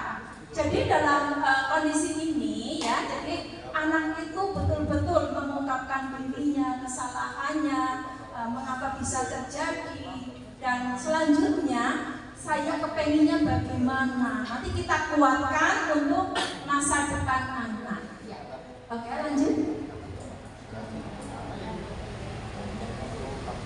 Nah, untuk membuat anak yang merasa gagal karena berbuat salah menjadi positif terhadap dirinya, ini sebagai guru berkata, berbuat salah itu hal yang manusiawi. Ya, manusia itu pernah berbuat salah. Kalau kita telusuri dulu ya, waktu masih kecil, remaja, dewasa awal ya. Kalau sekarang sih saya mengalami dewasa media ya. Tua enggak, muda enggak ya.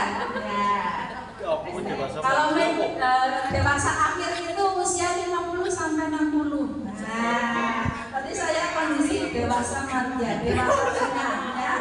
Bisa muda, bisa tua, ya. Itu manusia nih pastinya berbuat salah. Kalau kita ingat dulu otomatis ya lucu ya, lucu rasanya ya. Bukan imut-imut itu sih maksudnya lucu kejadian-kejadiannya ya yang terekam dalam memori kita sebagai anak-anak pernah berbuat salah.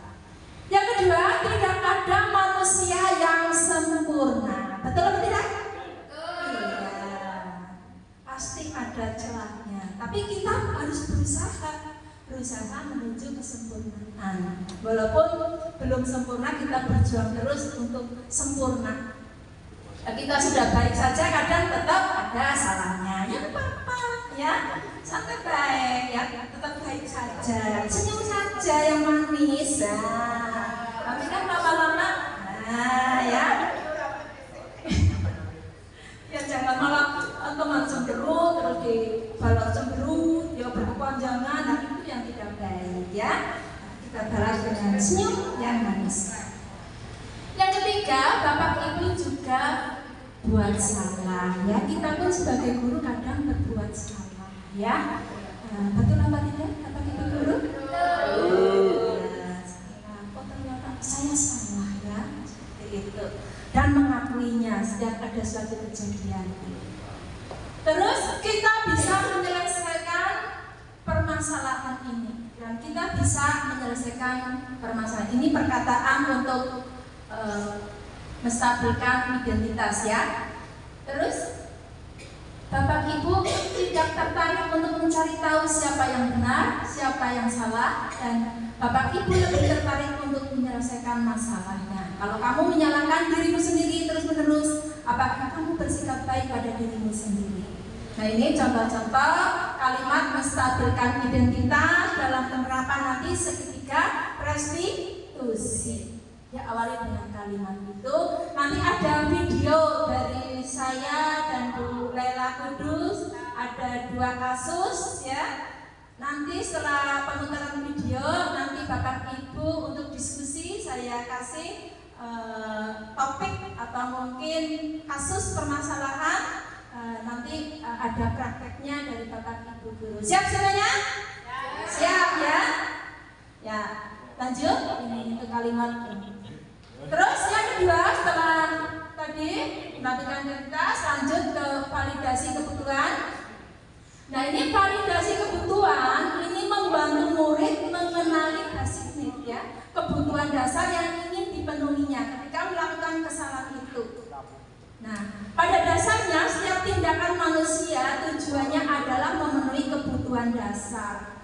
Apakah itu ya kebutuhan dasarnya penguasaan, kebebasan, kasih sayang, dan rasa yang diterima, kesenangan atau mungkin bertahan hidup yang sudah tadi disampaikan ya. Itu semua karena kita mempunyai kebutuhan dasar ya. Untuk validasi kebutuhan sebagai contoh, ini guru berkata, kamu bisa saja kan melakukan hal yang lebih buruk, tapi kamu tidak melakukannya kan? Nah, ya.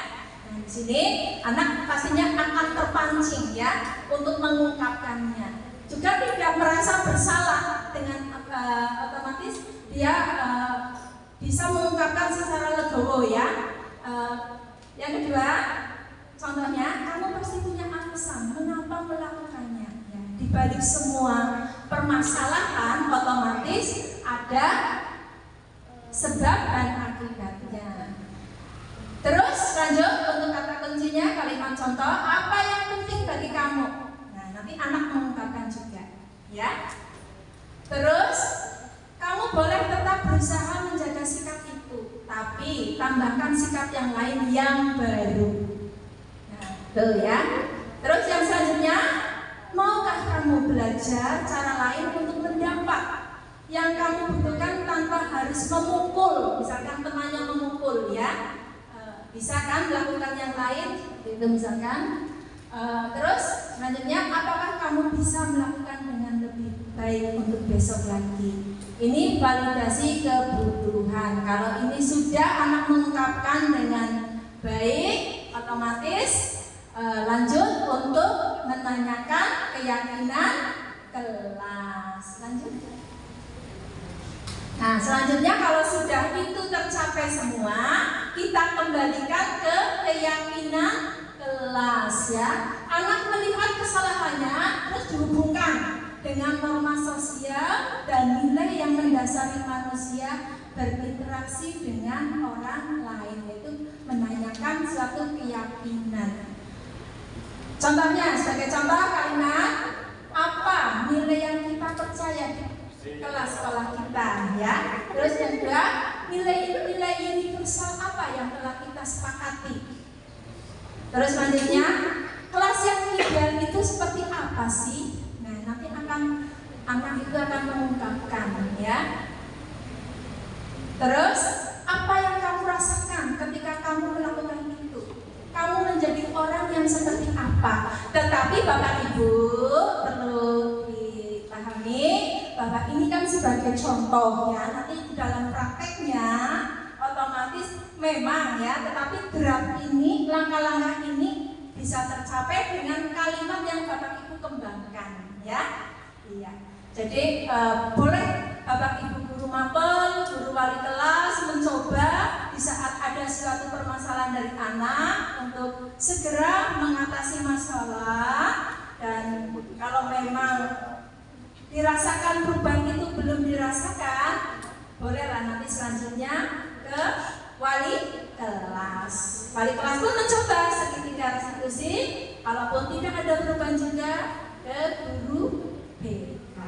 Oleh guru BK nanti akan saya tindak lanjuti bagaimana sih permasalahan keluarganya, bagaimana dan sebagainya. Saya telusur permasalahannya seakar-akarnya, karena guru BK itu untuk menjembatani antara permasalahan anak dengan orang tua, ya, terus dengan guru, dengan semua yang terkait. Nah, kita berusaha untuk mendinginkan suatu masalah, bukan menjadi masalah itu menjadi lebih runyam lagi atau memperumit, ya. Kita berusaha mendinginkan suatu masalah supaya anak kembali lagi dengan identitasnya yang gagal tadi untuk menjadi anak yang lebih baik lagi, ya. Dengan kejadian itu otomatis anak menjadi lebih baik lagi. Ini pembelajaran yang sangat luar biasa sebenarnya, dan kita mestinya sebagai guru untuk menyadarkan anak, ya. Oke, selanjutnya. Nah, ini intervensi 30 detik ini, ya, bisa bantu murid kembali ke tujuan semula dengan cukup singkat dan dengan cara non-konfliktif, ya, dengan menggunakan pertanyaan-pertanyaan diajukan biasanya dikemukakan oleh seorang pemantau atau manajer. Ini pertanyaannya, ya. Ini sebagai contoh, ya. Apakah kamu ingin berbuat lebih baik? Jadi nanti dalam penerapannya Bapak Ibu itu dengan nada yang yang manis, ya, yang manis, atau mungkin mengenakan ke siswa, ya, dalam penanganan segitiga restitusi itu dengan lembut, dengan kasih sayang, seolah-olah kita menghadapi dengan anak sendiri, bukan anak orang lain. Nah, ini selanjutnya, apakah saat ini kamu sedang menjadi orang yang sedang kamu inginkan? Nah, selanjutnya, apakah kamu bisa mengubah kegiatan perilaku kamu saat ini menjadi sikap yang lebih membantu? Nah, ya, apakah wajar membuat kesalahan? Bisakah kita memperbaikinya?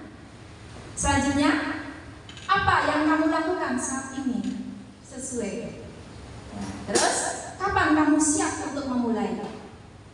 Terus, peraturan apa? Peraturannya apa? Terus, selanjutnya, sepertinya kamu punya masalah. Saya bisa bantu Pak. Selanjutnya, saat ini kamu seharusnya berbuat apa? Nah, terus selanjutnya, apa yang bisa saya bantu agar kamu bisa melakukannya? Selanjutnya, apakah saya bisa membantu kamu agar dapat segera mulai? Selanjutnya di kalimat yang sangat bijak sekali, bagus sekali, bisa memancing anak untuk mengungkapkan hal yang positif. Apakah tugas kamu saat ini? Terus, apakah kamu ingin diperlakukan pada kegiatan ini? Bisakah kamu melakukannya? Yang terakhir, apa yang kamu inginkan?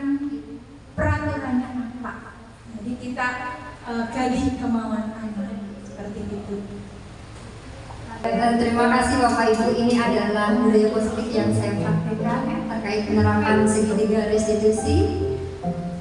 Untuk segitiga restitusi tadi secara lengkap sudah dijelaskan tahapan-tahapannya, yaitu meliputi ada 3 bagian: stabilitas, validasi tindakan yang salah, dan menanyakan keyakinan.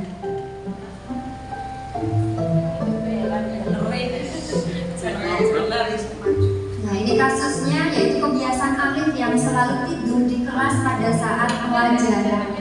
Nah, ini Bu Bunga sebagai guru yang waktu itu mengajar menceritakan ke saya karena saya sebagai wali kelasnya. Selamat menyaksikan Bapak dan Ibu, ini videonya.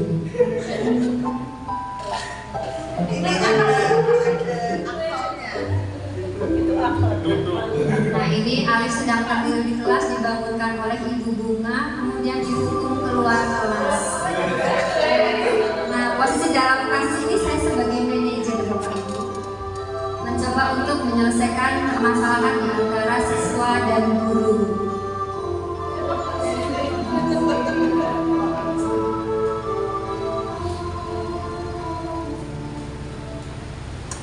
Mas Ali, sehat.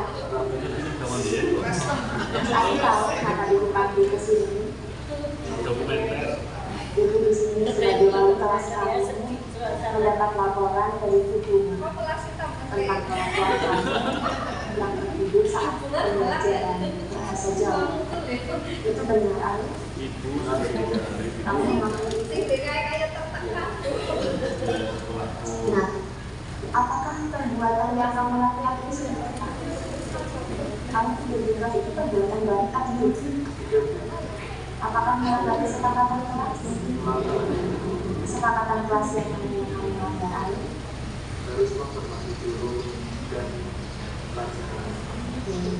Jadi kamu mengerti ya bahwa ketika di belajar kamu harus menghormati dan tidak boleh tertidur pada saat pembelajaran di kelas. Alasan kamu apa kenapa kamu tertidur seperti itu di kelas?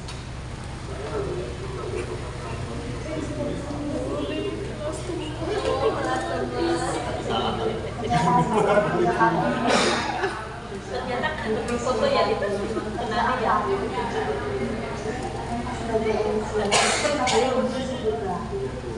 Baiklah, kita tahu ya apa yang kamu lakukan sebagai berbakti kepada orang tua itu hal yang baik, anak. Tapi di sini tugas kamu sebagai siswa adalah mematuhi aturan sekolah, ya. Salah satunya kamu tidak boleh tidur pada saat jam pelajaran. Nah, dari itu maka apa yang akan kamu lakukan setelah ini untuk memperbaiki kesalahan kamu?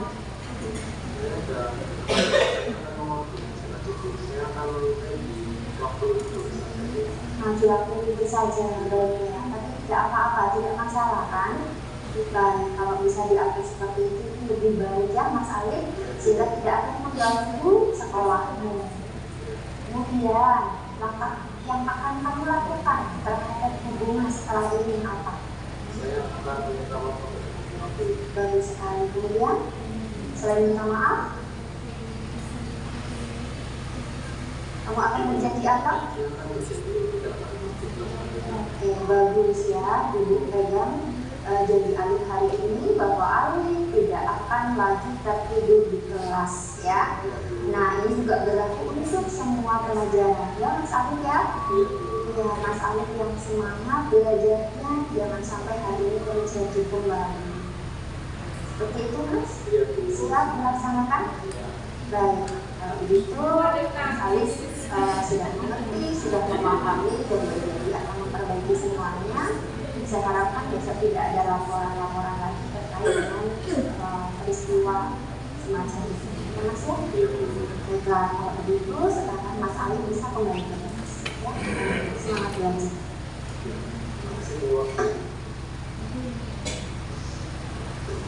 Ya, itu tadi kasus yang pertama Bapak Ibu. Kita lanjut kasus yang kedua. Ini adalah kasus di mana anak datang ke sekolah naik motor tanpa menggunakan helm.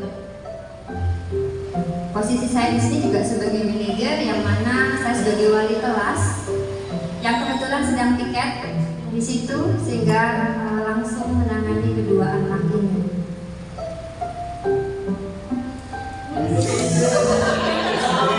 Dan ini sudah ikut terlibat dalam budaya positif, Bu.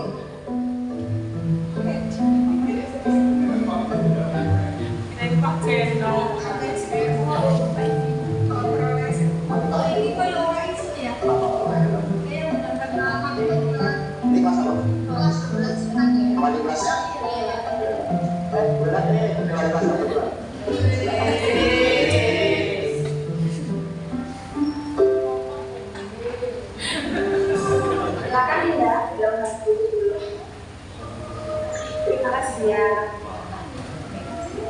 Linda dan Yauhan, paham ya? Tadi melanggar apa?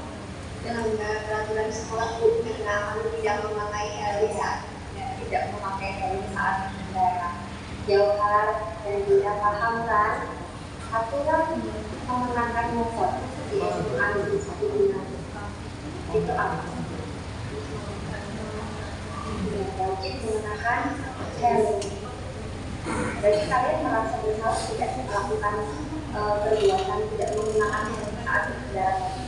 Kami merasa bersalah. Ada alasan mengapa tidak mengenakan helm? Takut terlambat dalam sekolah, selalu terlambat dari rumah jam berapa? Jam 7. Padahal masuk sekolah jam berapa? Jam 7. Terburu-buru karena kesiangan atau karena hal lain? Karena banyak siangan. Jadi kalian terburu-buru mengatakan takut terlambat. Ya. Tapi di sini kalian justru melanggar aturan sekolah yang lain. Apakah perbuatan itu benar? Kalau tidak benar, berarti apa yang sebaiknya kamu lakukan supaya kedua-duanya itu bisa kalian laksanakan dengan baik. Dia tidak terlambat, dia berangkat naik motor tetap menggunakan helm. Kiranya apa yang bisa kamu lakukan? Kami akan bermodifikasi atau menghadapi agar tidak terlambat datang ke sekolah, dan kami juga akan menggunakan helm ke sekolah agar tidak melanggar peraturan yang ada di sekolah. Ya, itu juga. Kalau Yauhan, kenapa tidak? Jadi Yauhan mengatakan nyaman gitu ya. Nah, berarti berdiskusi lagi, berdiskusi agar tidak sebelum lagi juga jangan lupa helmnya wajib mengenakan helm seperti itu ya. Nah, kalian sudah mengetahui kesalahan kalian bahwa melanggar apapun itu tidak menjadi sistem yang harus disebut ya. Disiplin dalam melanggar karena tahu manfaat menggunakan helm untuk apa? Tidak melindungi diri kita sendiri apabila dari kecil kita bisa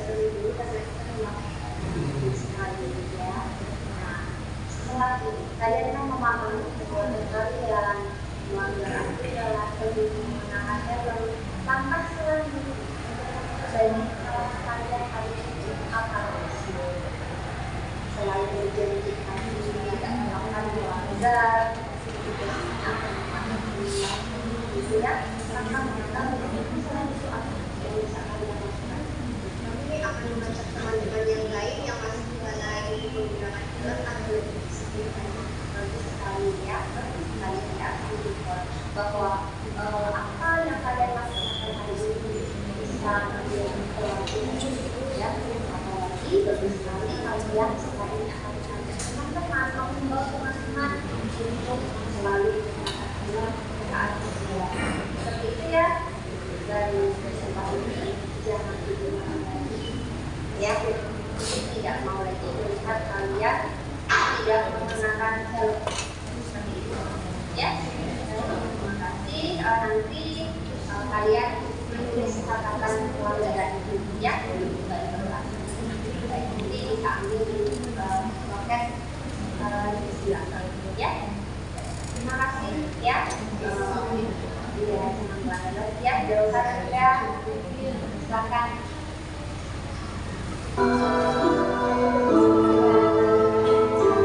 Itu tadi Bapak Ibu 2 kasus yang saya tangani dengan segitiga restitusi. Waktu saya kembalikan kepada Ibu Muryani. Kepada Ibu Muryani dipersilakan.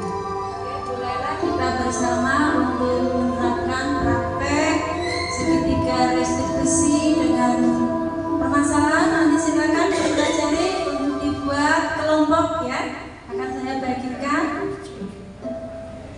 Kasus tersebut ini seorang siswa yang bernama Joko, seorang murid kelas 7 SMP Pelindung.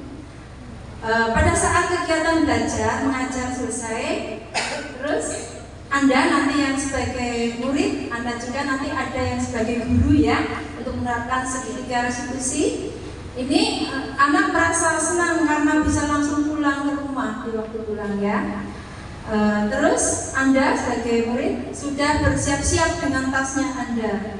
Sebelum akhirnya teman Anda menghampiri Anda untuk mengingatkan bahwa hari ini ada jadwal piket ternyata. Jadi begitu pulang tidak bisa pulang, tetapi harus membersihkan dulu kondisi kelasnya. Di tengah-tengah Anda membersihkan kelas, terus Joko tadi merasa bosan sekali, seakan pekerjaan ini tidak pernah selesai-selesai. Dan akhirnya memutuskan untuk keluar saja, langsung pergi ya, tanpa memperhatikan teman yang sedang melakukan kegiatan melaksanakan piket.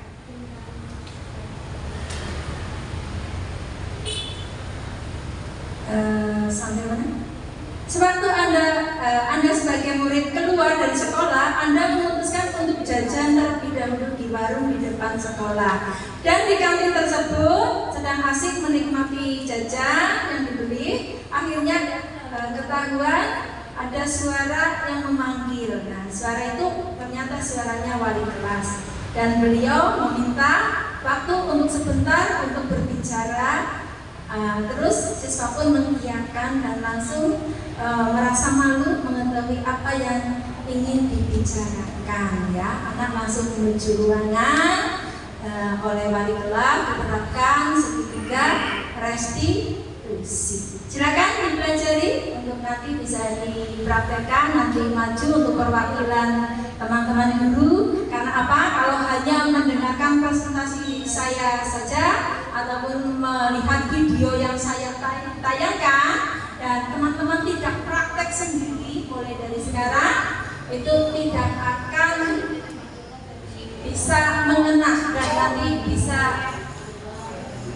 betul-betul Bapak Ibu guru bisa menerapkannya. Ya, silakan saya kasih waktu. Silakan yang akan mewakili dari ibu atau bapak. Siapa yang menjadi guru, siapa yang menjadi murid, ini sudah disediakan tempat oleh Ibu Muryani untuk bisa meragakan dengan segitiga restitusi. Jadi di situ yang dibagikan oleh kami adalah posisi Anda sebagai murid. Nah, nanti silakan siapa yang memposisikan sebagai guru dengan melihat kasus ini untuk bisa meragakan dengan 3 langkah yang tadi sudah kami contohkan dalam video budaya positif menggunakan segitiga restitusi.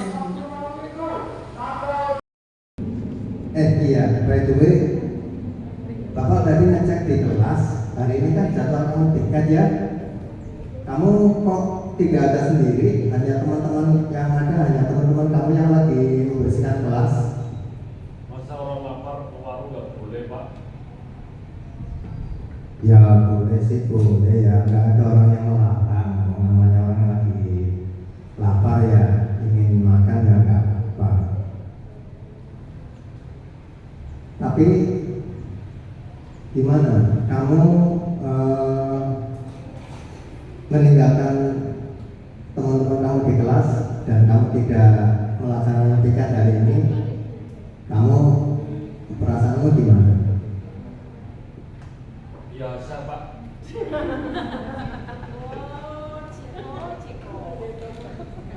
Ya.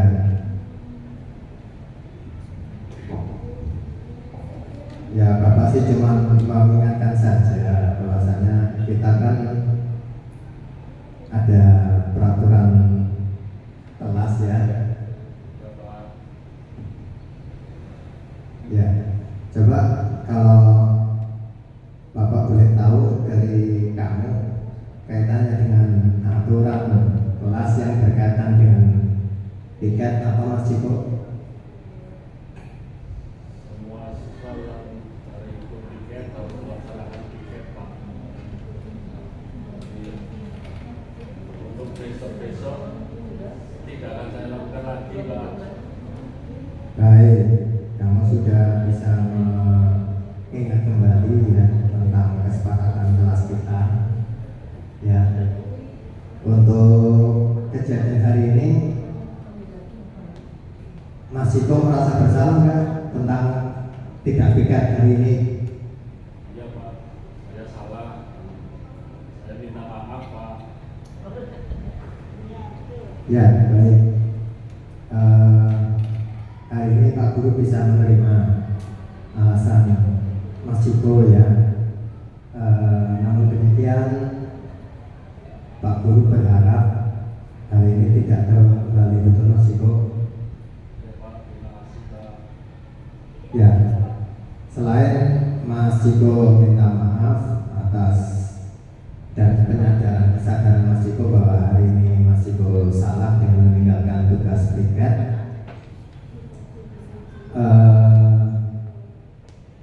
adakah hal lain yang harus Mas Ciko lakukan selain meminta maaf pada Pak Guru?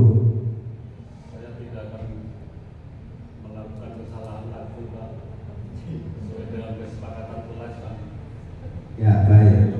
Saya terima kasih atas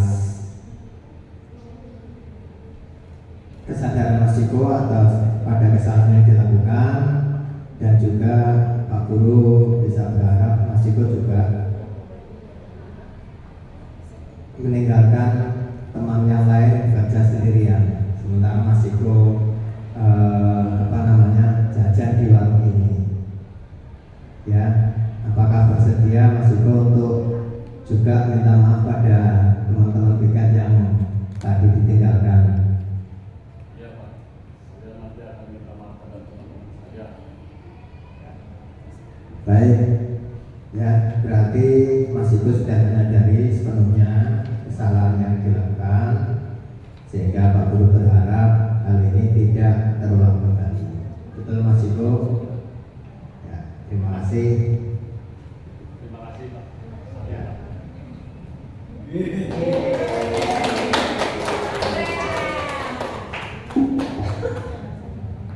Selanjutnya kita buat refleksi.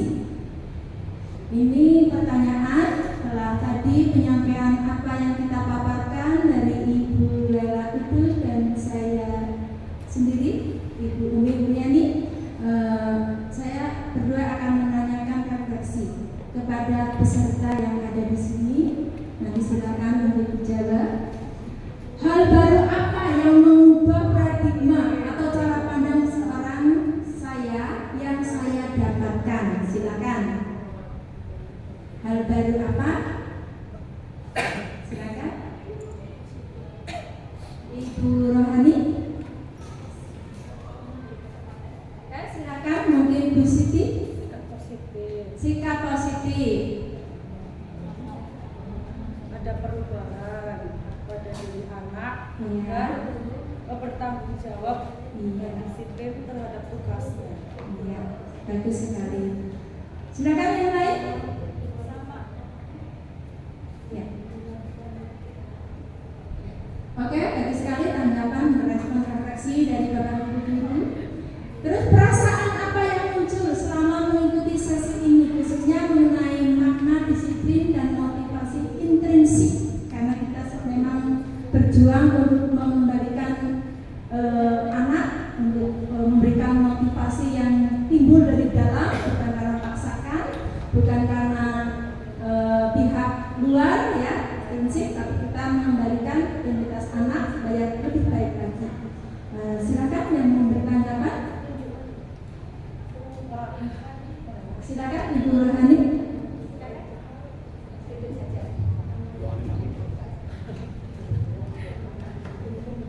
Saya mencoba untuk menjawab refleksi yang kedua. Perasaan apa yang muncul selama mengikuti sesi ini, khususnya mengenai makna disiplin dan motivasi intrinsik. Tentunya di sini tidak hanya saya ya, insya Allah saya mewakili perasaan teman-teman. Dengan adanya diseminasi budaya positif ini, tentunya perasaan kami senang ya, karena dilibatkan dalam kegiatan ini sehingga kami itu menjadi tahu ya, kemudian bagaimana untuk penerapan disiplin juga motivasi intrinsik juga kami jadi tahu. Mungkin kami yang selama ini dalam pembelajarannya, dalam menempatkan diri ketika menghadapi kasus terhadap peserta didik itu biasanya selama ini kita menerapkannya sebagai penghukum rata-rata ya Bapak Ibu, dan dengan adanya diseminasi mungkin kedepannya kita akan memperbaiki diri bahwa dalam mengambil tindakan itu harus tepat dan tentunya yang berpihak pada murid mungkin sebagai manajer ataupun kalau ada masalah yang menempatkan diri sebagai teman sehingga anak tidak merasa sakit hati atau terhakimi. Demikian Bu Umi dan Bu Laila. Terima kasih. Baik, terima kasih sekali Bu Rohani atas masukannya, atas refleksinya terhadap kegiatan kita pada hari ini terkait perasaan yang muncul. Tentunya semuanya di sini merasa senang ya Bapak Ibu, belajar hal baru, belajar sesuatu yang sekiranya bermanfaat untuk peserta didik kita, seperti itu. Kemudian yang terakhir yaitu kira-kira Bapak Ibu yang ada di sini menginginkan posisi kontrol seperti apa setelah mengikuti acara ini? Ingin menjadi